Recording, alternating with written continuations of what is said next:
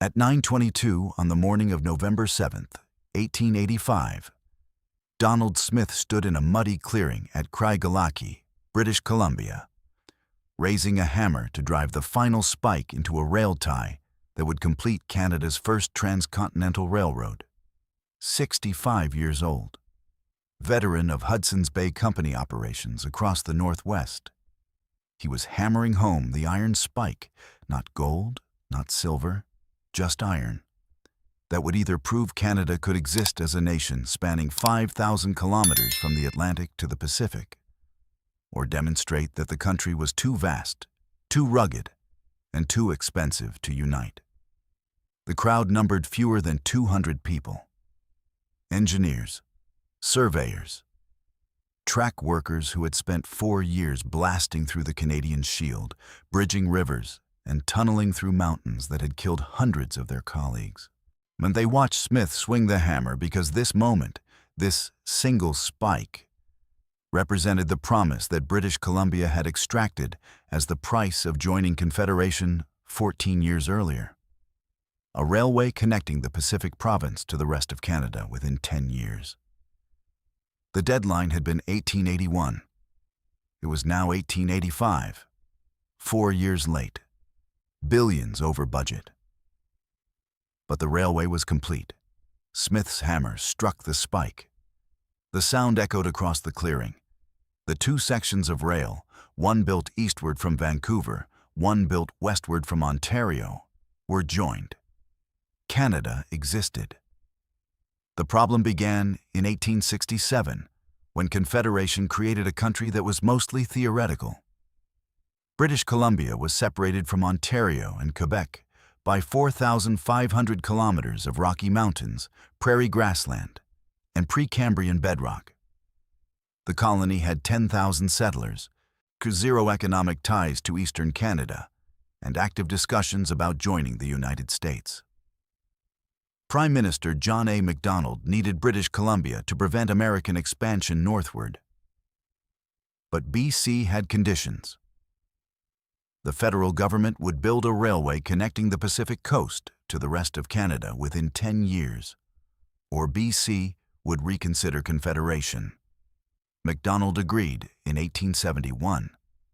The promise seemed impossible. No railway existed west of Ontario. The Canadian Shield between Ontario and Manitoba was solid bedrock covered by muskeg and hundreds of rivers. The prairies stretched 1,800 kilometers with no population, no settlements, and no economic justification for a railway. The Rocky Mountains presented 800 kilometers of terrain that American engineers had deemed too expensive to cross.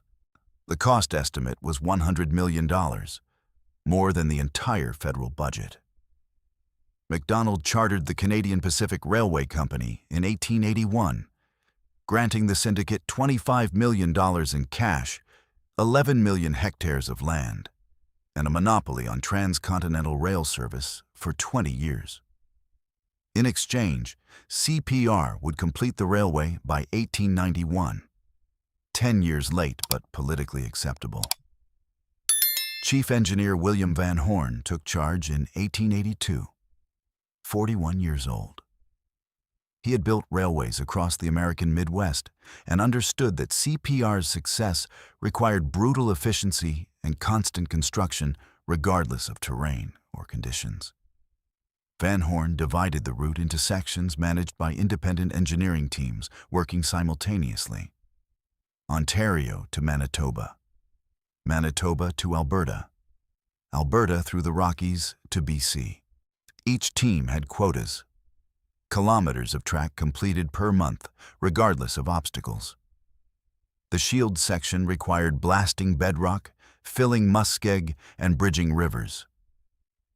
Chief Construction Engineer James Ross, 38 years old, veteran of railway construction across eastern Canada, managed crews that used nitroglycerin and dynamite to fragment rock for roadbed.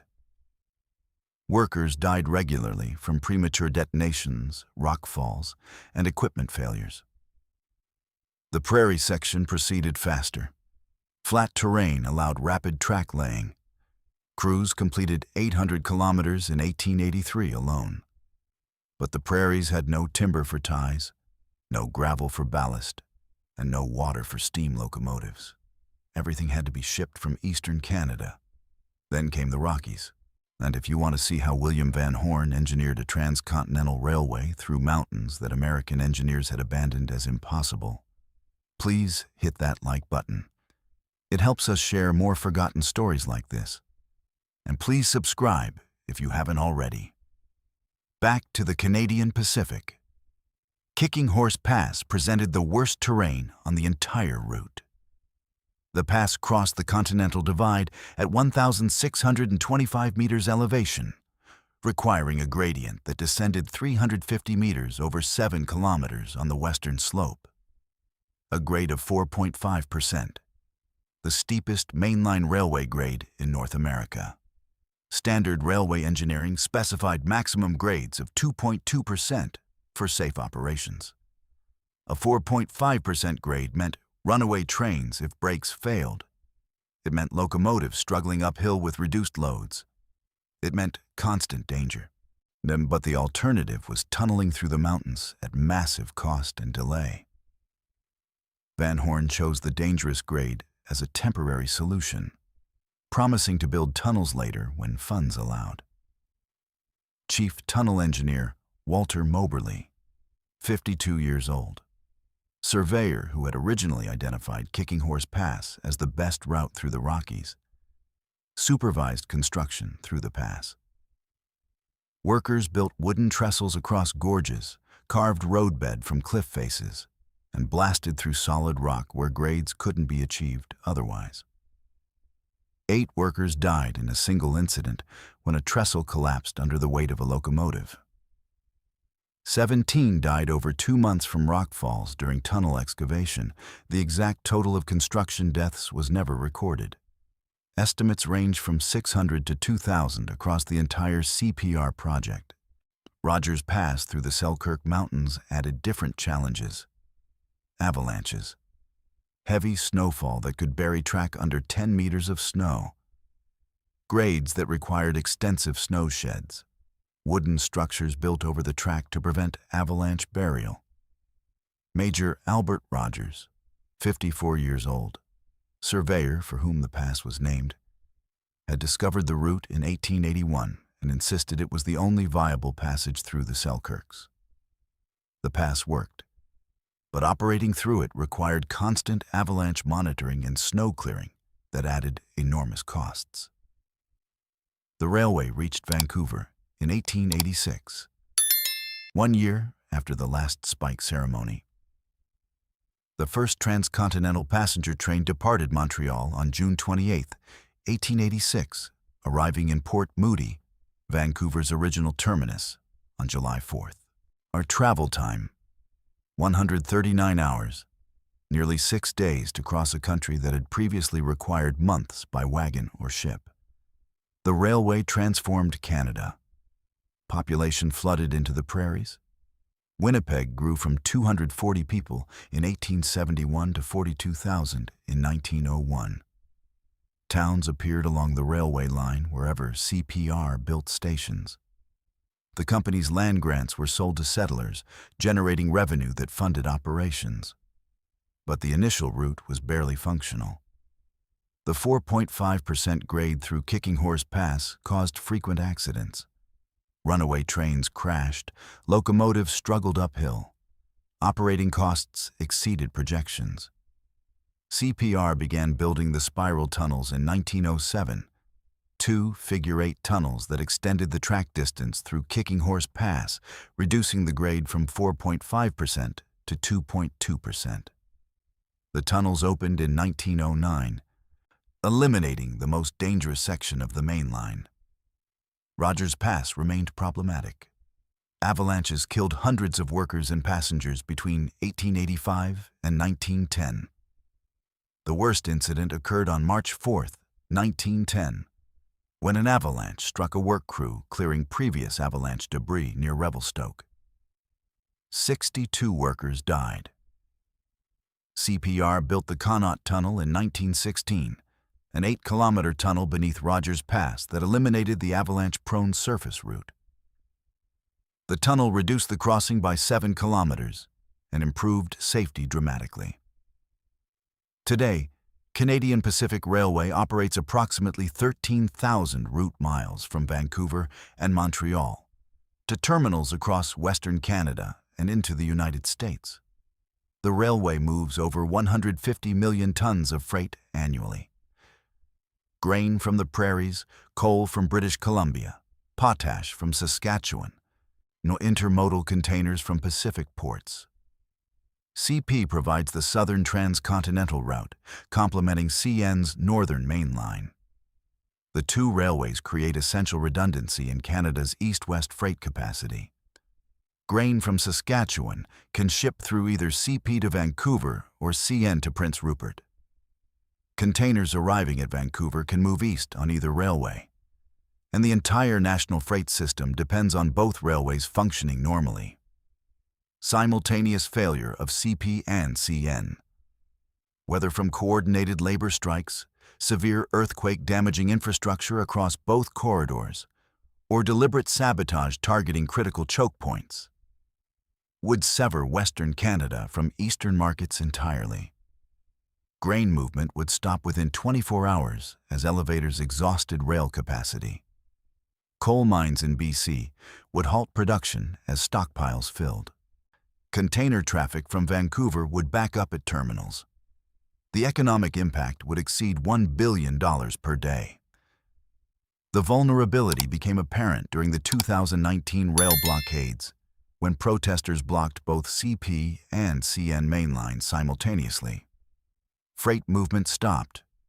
Propane shipments to Quebec halted. Grain exports backed up. The federal government intervened after 2 weeks to prevent economic catastrophe. Unlike highways with numerous alternate routes or pipelines with parallel infrastructure, Canada's transcontinental rail system has only 2 corridors, CP's southern route and CN's northern route. Both pass through mountain terrain with limited alternate paths. Both cross the same major river systems. Both depend on critical infrastructure that has no backup. The system operates at capacity, on trusting that both railways function continuously.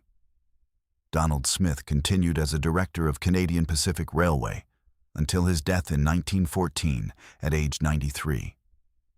He had driven the last spike that unified Canada, then watched the railway transform the country he had helped create.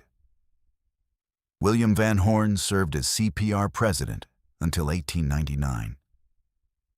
He died in 1915 at age 72. The railway he built with ruthless efficiency became the economic spine of Canada, exactly as he had intended. Walter Moberly never received credit for identifying Kicking Horse Pass, despite being the surveyor who found the route. He died in poverty in 1915, age 84. The pass he discovered carries freight trains that generate billions in economic value. Canadian Pacific Railway operates 24 hours per day, 365 days per year. Dispatchers coordinate train movements through mountain passes that still bear the scars of construction blasting from 1885. Modern locomotives, each generating 4,400 horsepower, pulled trains through the spiral tunnels that solved problems created by Van Horn's cost-cutting decisions 140 years ago. And somewhere in the Rockies, a CP freight train is climbing through Kicking Horse Pass 2.4 kilometers of grain cars or coal hoppers pulled by 4 locomotives, moving commodities from Western Canada to global markets through terrain that killed hundreds of workers to conquer. The railway continues. Canada depends on it continuing. If this story moved you the way it moved us, do me a favor, hit that like button. Every single like tells YouTube to show this story to more people. Hit subscribe and turn on notifications. We're rescuing forgotten stories from dusty archives every single day. Stories about infrastructure that created nations, real people, real engineering, real sacrifice. Drop a comment right now and tell us where you're watching from. Are you watching from the United States, United Kingdom, Canada, Australia? Our community stretches across the entire world. You're not just a viewer, you're part of keeping these memories alive. Tell us your location. Tell us if you've ridden the Canadian Pacific or worked in railways. Just let us know you're here. Thank you for watching. And thank you for making sure Donald Smith, William Van Horn, and the hundreds of workers who died building this railway don't disappear into silence.